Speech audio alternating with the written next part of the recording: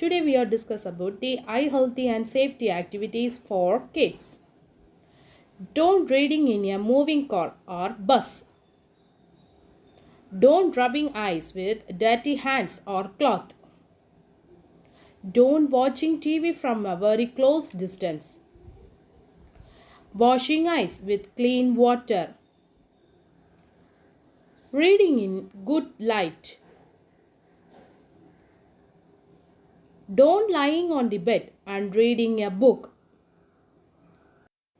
Limit screen time. Eye yoga is a easy way to keep your eyes strong. Going outside and exploring the great outdoor is a fantastic for your eyes. Eat eye-friendly foods. Some colorful eye-friendly foods are spinach, avocado, carrot, eggs and nuts. Sleep properly. Thank you for watching.